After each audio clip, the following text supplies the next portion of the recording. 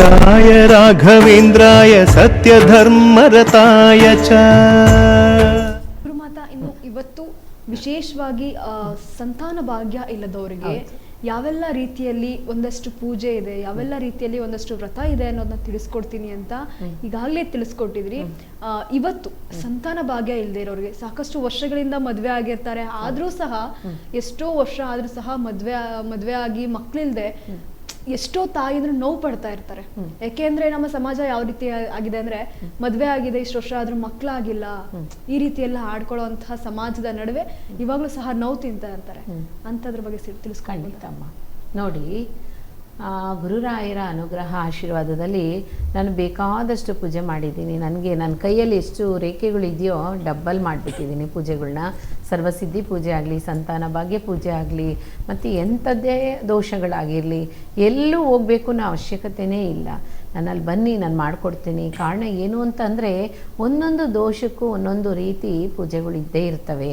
ಹಾಗಾಗಿ ಇವತ್ತು ಸಂತಾನ ಭಾಗ್ಯದಲ್ಲಿ ಮುಖ್ಯವಾಗಿ ಇದು ಮಾತಾಡೋಕ್ಕೂ ಮುಂಚೆ ಒಂದು ಕರೆ ಇದೆ. ಖಂಡಿತ ಮಾತಾಡೋಣ. ಹಲೋ ಹಲೋ ಹಲೋ, ನಮಸ್ತೆ. ಎಲ್ಲಿಂದ ಕರೆ ಮಾಡ್ತಾ ಇರೋದು?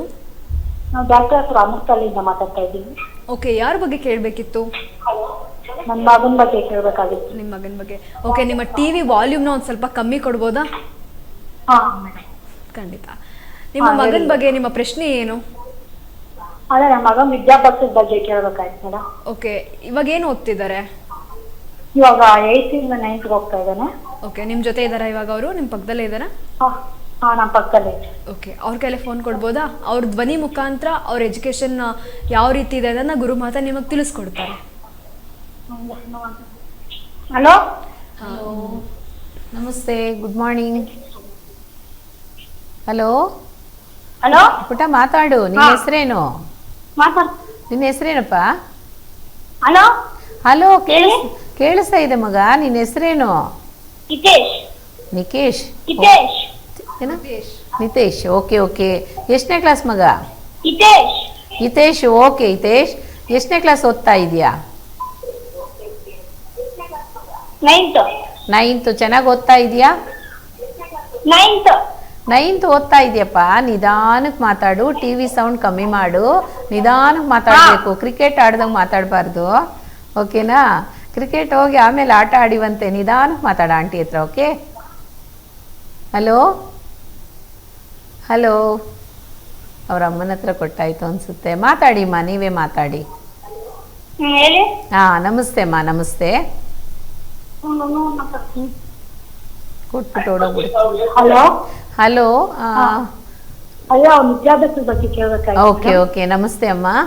ಮಗನಿಗೆ ಏನೂ ಇಲ್ಲ, ತುಂಬ ತುಂಟಾಟ ಜಾಸ್ತಿ ಆಗಿದೆ. ಈ ವರ್ಷ ನೀವು ಚೆನ್ನಾಗಿ ಅವನನ್ನು ಓದಿಸಿದ್ರೆ ಮಾತ್ರನೇ ನೆಕ್ಸ್ಟ್ ಇಯರ್ಗೆ ಅವನು ಸ್ಟ್ರಾಂಗಾಗಿ ನಿಲ್ಲಕ್ಕೆ ಸಾಧ್ಯ. ಏಕೆ ಅಂತಂದರೆ 10th ಹೋಗ್ತಾನೆ ಅಂತ ಅನ್ನೋಕ್ಕೆ 9th ಬರುವಾಗ 10th ಎಕ್ಸಾಮ್ ಬರೆಯೋದಕ್ಕೆ ಅವನು ಸ್ಟ್ರಾಂಗ್ ಆಗಬೇಕು. ನೀವು ಅವಾಗಲೇ ಅವನಿಗೆ ಚೆನ್ನಾಗಿ ಮಾರ್ಕು ತಗೊಳ್ಳೋ ಅಂಥದ್ದು. ಇಲ್ಲ ಅಂತಂದರೆ ಅದು 10th ಪಬ್ಲಿಕ್ ಎಕ್ಸಾಮ್ಸ್ ಅಲ್ವರಾ, ಹಾಗಾಗಿ ತುಂಬ ಸ್ಟ್ರಾಂಗಾಗಿ ನೀವು ಇವಾಗಲಿಂದನೇ ಅವನ್ನ ಪ್ರಿಪೇರ್ ಮಾಡೋಕ್ಕೆ ಬಿಟ್ಬಿಡಿ.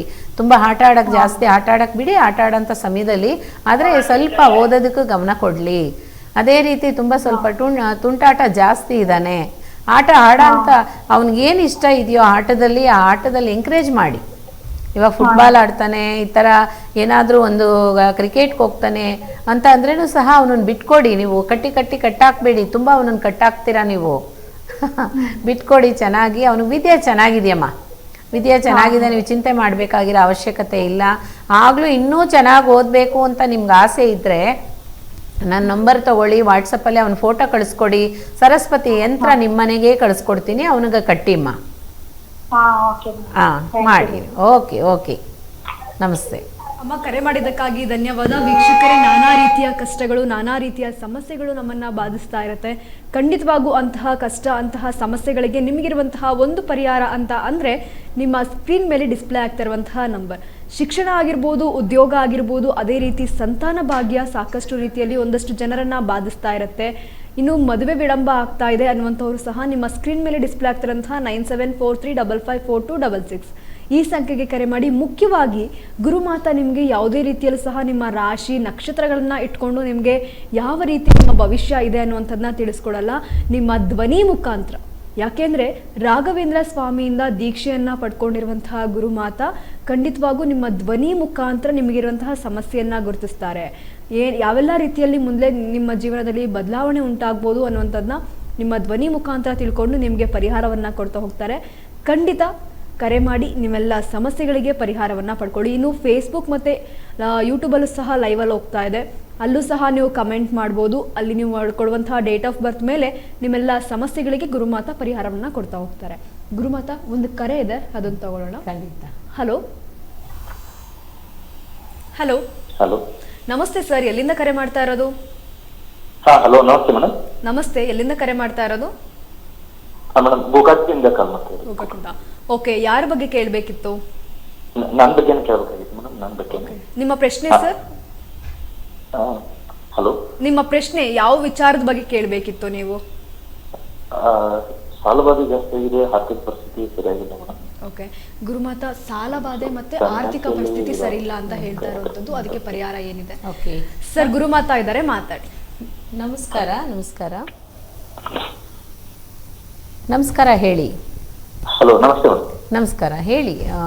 ನಿಮ್ಮ ಸಮಸ್ಯೆ ಇಷ್ಟೊಂದು ನನ್ನ ಬಗ್ಗೆನೇ ಕೇಳಬೇಕಾಗಿತ್ತು. ಆರ್ಥಿಕ ಪರಿಸ್ಥಿತಿ ಚೆನ್ನಾಗಿಲ್ಲ, ನಂತರ ನೋಡಿ ಸಾಲಬಾಧೆ ಜಾಸ್ತಿ ಇದೆ, ಸರಿ ಬಡ್ಡಿನೇ ಕಟ್ಕೊಳ್ತೀನಿ, ಏನು ಇಂಪ್ರೂವ್ಮೆಂಟ್ ಇಲ್ಲ. ಅದಕ್ಕೆ ಖಂಡಿತ ನಿಮ್ಮ ವಾಯ್ಸಲ್ಲೇ ಇದೆ ನಿಮ್ಮ ನೋವು ಏನು ಅನ್ನೋಂಥದ್ದು. ಹಾಗಾಗಿ ನೋಡಿ, ಹೇಳಬೇಕು ಅಂತಂದರೆ ನಿಮಗೆ ಯಾವ ದೇವರಿನ ಆಶೀರ್ವಾದನೂ ಸಹ ಇವಾಗ ಸಿಗ್ತಾ ಇಲ್ಲ. ನೀವು ಹೋಗ್ತೀರಾ, ದೇವಸ್ಥಾನಕ್ಕೆ ಹೋಗ್ತೀರಾ, ಪೂಜೆ ಎಲ್ಲ ಮಾಡಿಸ್ತೀರಾ, ಎಲ್ಲ ಕಡೆಗೂ ಹೋಗ್ತೀರಾ, ಬರ್ತೀರಾ, ಎಲ್ಲ ಮಾಡಿದ್ದೀರಾ, ಆದ್ರೂ ಈಗ ಸಪೋರ್ಟ್ ಆಗ್ತಾ ಇಲ್ಲ. ಕಾರಣ ಏನು ಅಂತಂದರೆ ನಿಮಗೆ ನಾರಾಯಣನ ಆಶೀರ್ವಾದ ಇಲ್ಲ, ಲಕ್ಷ್ಮೀ ನರಸಿಂಹ ಸ್ವಾಮಿಯ ಅನುಗ್ರಹ ಆಶೀರ್ವಾದ ಬೇಕು. ಈ ಸಾಲದಿಂದ ಮುಕ್ತಿ ಆಗಬೇಕು ಅನ್ನೋರು ಖಂಡಿತವಾಗ್ಲೂ ಲಕ್ಷ್ಮೀ ನರಸಿಂಹ ಸ್ವಾಮಿ ಹತ್ರ ಹೋಗಬೇಕು. ನೋಡಿ, ಉಗ್ರಂ ವೀರಂ ಮಹಾವಿಷ್ಣುಂ ಜ್ವಲಂತಂ ಸರ್ವತೋಮುಖಂ ನರಸಿಂಹಂ ಭೀಷಣಂ ಭದ್ರಂ ಮೃತ್ಯು ನಮಾಮ್ಯಹಂ ಅಂತ ಮಂತ್ರ ಹೇಳಿದ್ದಾರೆ. ಯಾಕೆಂದರೆ ಆ ಮಂತ್ರದಲ್ಲೇ ನಾವು ಋಣಮುಕ್ತರಾಗಬೇಕಂತೆ. ಆ ಮಂತ್ರ ಹೇಳ್ತಾ ಹೇಳ್ತಾ ಋಣಮುಕ್ತರಾಗಬೇಕಂತೆ. ನೀವಿಷ್ಟು ಸಾಲಕ್ಕೆ ಸಿಗಾಕೊಂಡಿದ್ದು ಕಾರಣ ಸ್ವಲ್ಪ ಆತ್ರ ಪಟ್ರ, ಎಲ್ಲ ವಿಷಯದಲ್ಲೂ ಸ್ವಲ್ಪ ಅರ್ಜೆಂಟಾಗಿ ಮಾಡ್ಕೊಬಿಟ್ರ, ಸ್ವಲ್ಪ ನಿಧಾನದಿಂದ ಇರಬೇಕಾಗಿತ್ತು. ಇವಾಗ ನೀವು ಆಗೋಗ್ಬಿಟ್ಟಿದೆ, ಅದನ್ನು ಚಿಂತೆ ಬಿಟ್ಬಿಡಿ. ಖಂಡಿತವಾಗ್ಲೂ ಯೋಚನೆ ಮಾಡಬೇಡಿ. ರಾಯರಿದ್ದಾರೆ, ರಾಯರು ನಿಮಗೆ ಪಕ್ಕಬಲವಾಗಿ ಇರ್ತಾರೆ ಖಂಡಿತವಾಗ್ಲೂ. ಆದರೆ ನೀವು ಸಂಕಲ್ಪ ಮಾಡಿಸ್ಕೊಂಡೋಗಿ, ಬಂದು ಸಂಕಲ್ಪ ಕಾಯಿ ಕೊಡ್ತೀನಿ, ಯಂತ್ರ ಕೊಡ್ತೀನಿ, ಮಾಡಿಸ್ಕೊಂಡೋಗಿ ಸರ್ವಸಿದ್ಧಿ ಯಂತ್ರ. ಅದರಲ್ಲೂ ನೋಡಿ, ನಿಮಗೆ ಬೇಕಾದಷ್ಟು ಕಷ್ಟ ಬಂದಿದ್ದಕ್ಕೆ ಕಾರಣ ನಿಮ್ಮ ಅಲ್ಲಿ ಇರೋಂಥ ದೇವತೆ, ನಿಮ್ಮನ್ನು ಕಾಪಾಡ್ತಾ ಇರೋಂಥ ಒಂದು ದೇವಿ ಅನುಗ್ರಹ ನಿಮಗಿಲ್ಲ. ನಿಮ್ಮ ವಂಶದಲ್ಲಿಂದ ಬಂದಿದ್ದಂಥ ಮನೆ ದೇವ್ರ ಜೊತೆಲಿ ಒಂದು ದೇವಿನ ಪೂಜೆ ಮಾಡ್ತಾಯಿದ್ರು ನಿಮ್ಮ ಮೊದಲಿದ್ದ ಅಂಥವರು ಪಿತೃದೇವ್ರುಗಳೆಲ್ಲರೂ. ಅದನ್ನು ನಿಲ್ಲಿಸ್ಬಿಟ್ಟಿದ್ದೀರಾ, ಹಾಗಾಗಿ ಈ ಕಷ್ಟ ಬರ್ತಾ ಇದೆ. ಖಂಡಿತವಾಗ್ಲೂ ಅದನ್ನು ಮಾಡಬೇಕು. ಅದೇ ರೀತಿ ನಿಮಗೆ ದೇವರಲ್ಲಿ ಸ್ವಲ್ಪ ನಂಬಿಕೆ ತುಂಬಾ ಕಮ್ಮಿ ಇದೆ. ಆ ಕಮ್ಮಿ, ತನ್ನಂಬಿಕೆನೂ ಕಮ್ಮಿ ಇದೆ, ದೇವರಲ್ಲೂ ಕಮ್ಮಿ ಇದೆ. ಅದನ್ನು ಬೆಳೆಸ್ಕೊಳ್ಳಿ. ಈ ಸಾಲದಿಂದ ಖಂಡಿತವಾಗ್ಲೂ ಒಂದು 3-4 ಮಂತ್ಸ್ ಒಳಗಡೆ ನೀವು ಹೊರಗೆ ಬರ್ತೀರಾ.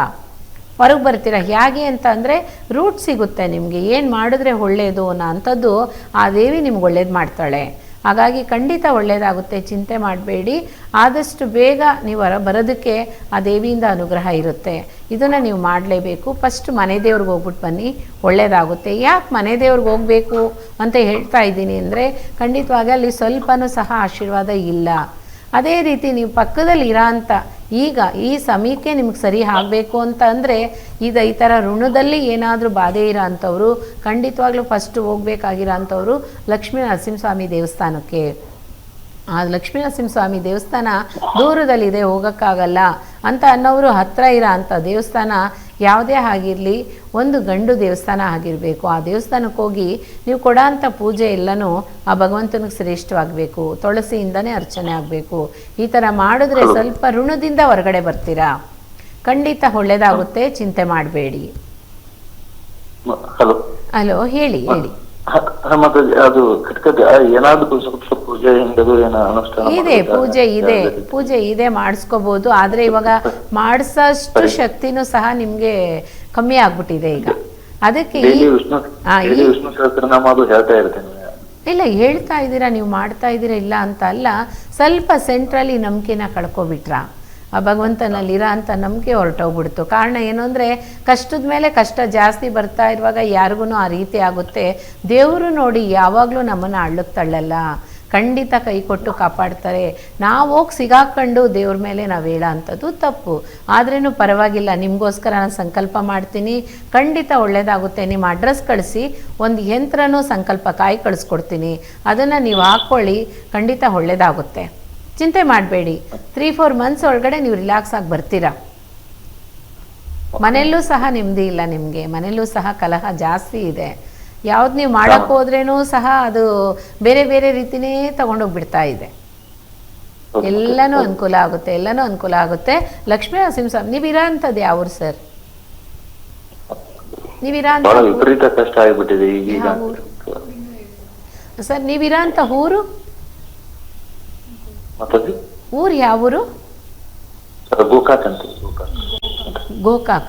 ಓಕೆ, ನೀವು ಒಂದು ಕೆಲಸ ಮಾಡಿ, ಮನೆಯಲ್ಲೇ ಅರಿಶಿಣದಲ್ಲಿ ಗಣಪತಿನ ಮಾಡಿ. ಯಾಕೆ ಲಕ್ಷ್ಮೀನರಸಿಂಹಸ್ವಾಮಿ ದೇವಸ್ಥಾನಕ್ಕೆ ಹೋಗೋಕೆ ಆಗದಿರ ಇರೋ ಅಂಥವ್ರು ಇದೊಂದು ಮಾಡ್ಬೋದು.